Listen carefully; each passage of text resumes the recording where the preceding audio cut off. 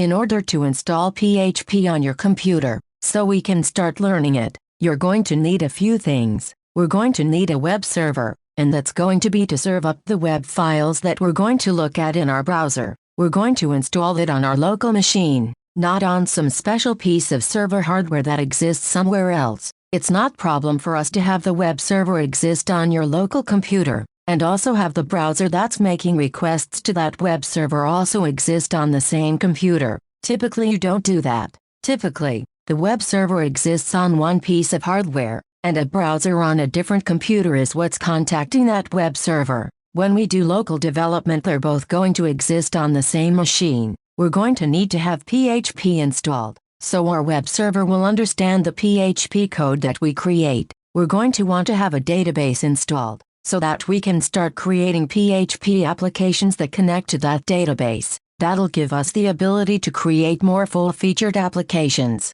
by being able to store data, and to pull data out of the database, and display it dynamically to the user. We'll also need a text editor to edit our PHP files, that is to write our PHP code, and we'll need of course a web browser. Any web browser is going to work: Firefox, Chrome, Safari, Internet Explorer, or Opera. Remember, PHP just outputs HTML, so anything that understands HTML is going to suit our purposes just fine. Now for myself, I'm going to be using Apache for my web server. PHP, I'll be using version 5.6. That's the latest version. If you're using something later than that, don't worry about it. As I said earlier, the essentials are going to be pretty much the same for every version of PHP, and if there are changes, I'll make note of those as we go along. The database I'm going to be using will be the latest version of MySQL, and the text editor I'll be using is TextMate.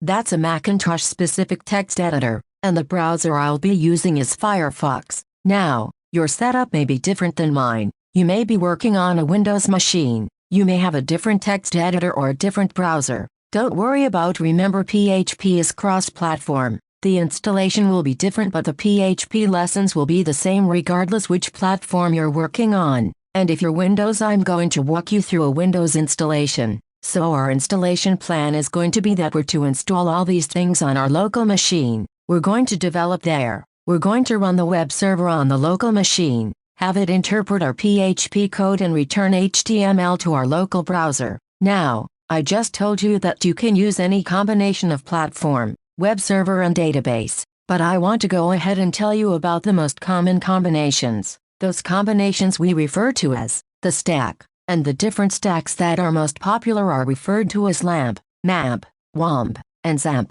For LAMP, which stands for Linux, Apache, MySQL, and PHP, and then for the M, it stands for Macintosh, the W in WAMP is for Windows, and the X is for all three of those. It's sort of a wild card that can be L, M, or W, so those are the abbreviations. This is the most popular set of combinations that there are. There's more and more people now who are swapping in different things for these different parts, but these are still the most popular. Now you don't have to go with these, but it may make your life easier if you start out with them, because you may find more resources out there to help you if you run into problems. Now if you do run into problems, or if you have a different configuration from the start, I want to point you to a resource that could help, and that is the php.net website. That's the main PHP website that we saw earlier, and php.net/manual/n, for English, /install.php, is going to give you everything that you need to know to get installed regardless of your platform,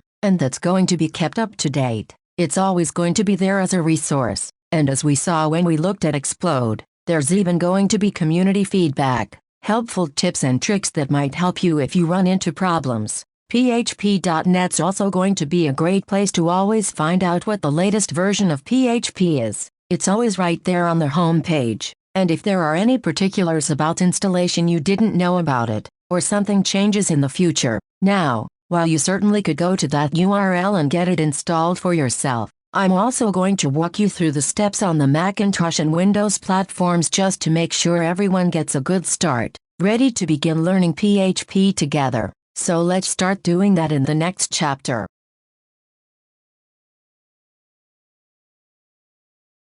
In this chapter, we're going to be learning how to install PHP and MySQL on a Macintosh. The first thing we're going to need to do is make sure that we have a web server, and that's going to serve up the web files, process the PHP for us, and respond to requests from browsers. So, we're going to have a browser, makes a request to the web server. Apache Web Server is included with macOS 10.11, and it's been there for a number of different versions. There are a couple of differences though from this version, from previous versions of macOS 10. Starting with version 10.8, they removed the web sharing option that you find in the system preferences. So we are going to have to learn how to start and stop Apache without that. So I'm going to show you how to do that. They also removed the sites directory. There's normally a default directory called sites, and that's where we would put our code. But they've taken that away now. It's not there. It wasn't deemed to be sort of an important feature for most people, because most people aren't developing.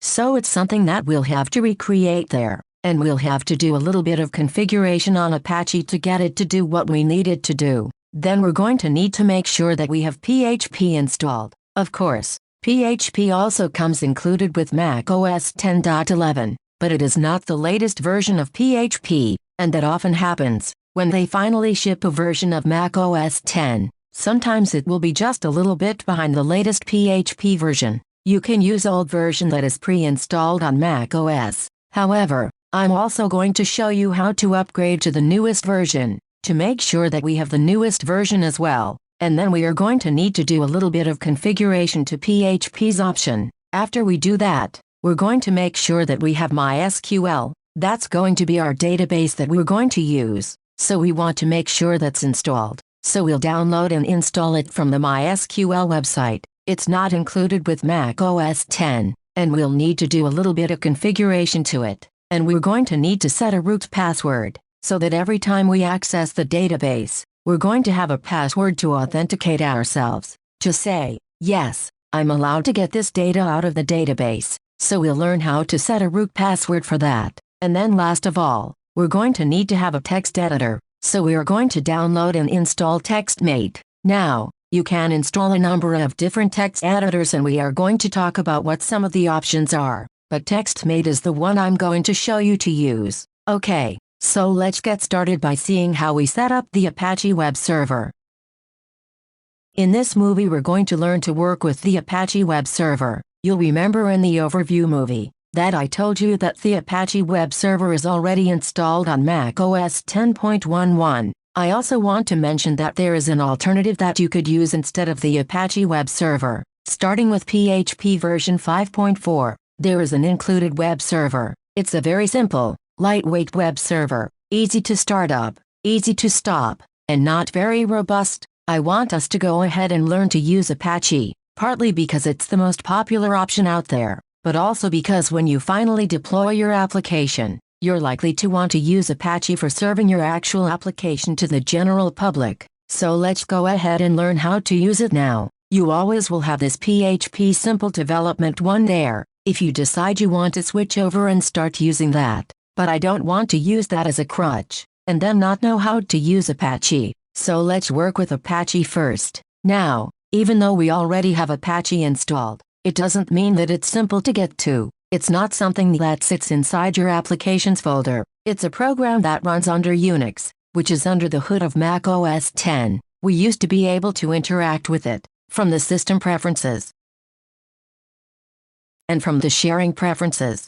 But starting in 10.8, that changed because the option here that said web sharing was taken away by Apple. It used to be that we could just go to web sharing and click on the checkbox next to it and it would turn on Apache. Click it again and it would turn off Apache. It was a way for us to have a graphical user interface to interact with this program that's in Unix. But they took that away. But that's okay. We don't actually need it. We can do it by going directly to Units. If you go to your Applications folder, you'll see that you have a folder called Utilities. And inside there is a program called Terminal. And this is the command line utility that will allow us to interact with macOS 10. I could just click on this and launch it. So here we are. We just have a command line that will let us type commands to be sent to Unix for it to execute those commands. And it'll come back with responses to our screen. If you've never worked with the command line before, don't be intimidated by it. It's pretty easy once you get the hang of it. Now, yours likely looks different than mine. You can go to Terminal, Preferences and customize some of your color and font settings. You can pick different things for yourself as well. Alright, so let's now check out Apache. The first thing you need to know about Apache is that it has a nickname. Its nickname is HTTPD.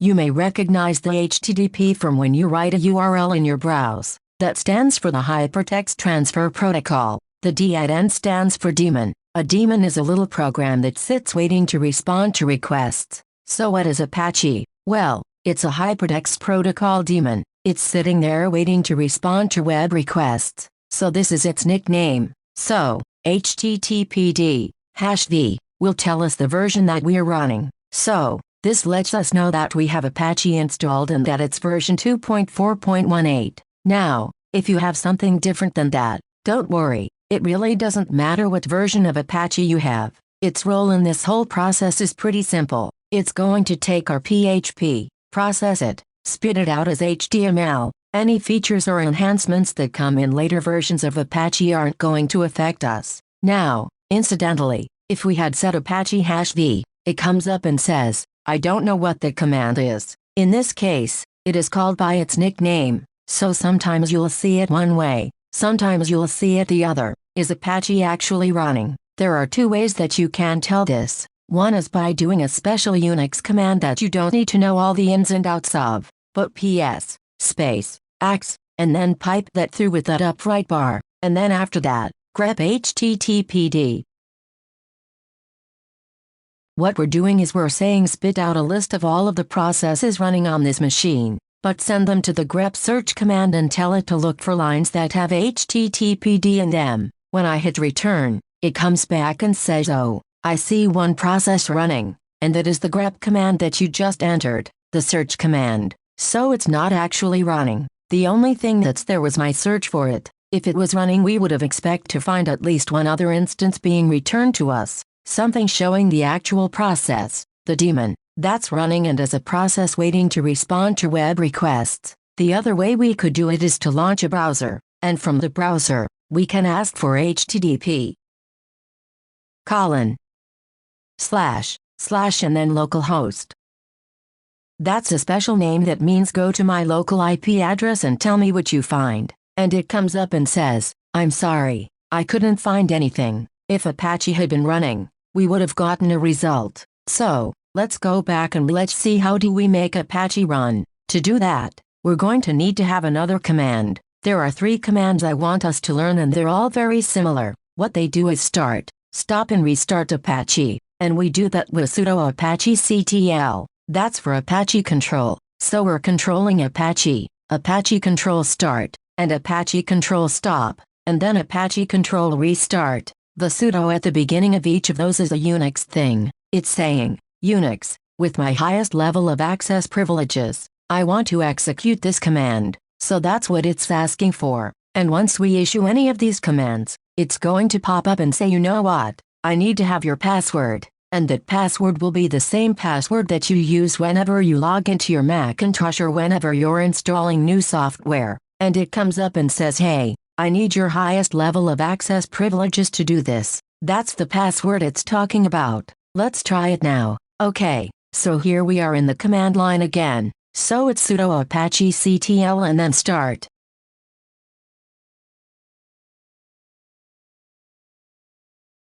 So it'll come up and it will ask me for my password. Now, if yours come up and asked you with a big scary message saying, hey, be really careful about using sudo. If you're not sure what you're doing, stop now. Ignore that message. It's just a simple cautionary message that runs the first time that you run sudo. After that, you can just type your password, hit return, and it comes up with no response. Now that also is a change. Unfortunately, for the worst. It used to be that it would come up and say, Apache has now started, but they took that away. It doesn't come back and tell us anything. So, how do we know it started? Well, we can do 2 things. We can issue the same command for the command line. I can use my up arrow to go back up there and just save myself some typing and then hit return. Now, you see it came back with some more stuff. It shows me these processes that are running. You don't have to worry about what they are or what all that means. You can see that the processes exist.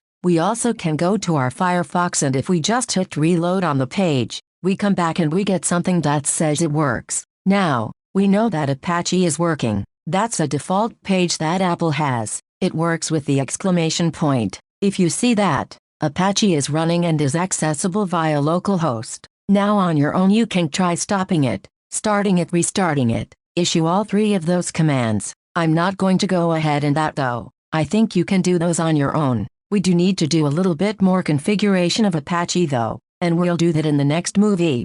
Before we go to next part, one thing I would like to do now, I am going to drag and drop terminal application on dock, because we are going to use terminal a lot. So next time we would be able to launch it from here. It would be a time saver. Do the same to your browser as well.